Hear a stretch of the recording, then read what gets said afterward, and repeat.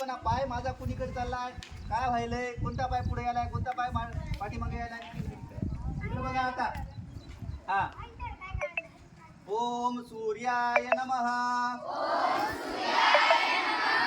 एक, दोन, तीन, डावा पाय मागे. चार. थांबा या स्थितीमध्ये स्ट्रेट ठेवायचं पूर्ण शरीर.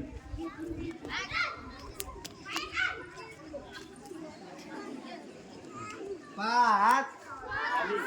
हनुवटी टेकवायची. छाती टेकली तरी चालेल, बॅलन्स नाही झालं त्याला छाती टेकली तरी चालेल. पाच. भुजंगासन हे आहे.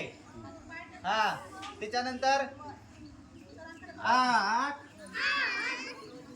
9, 10.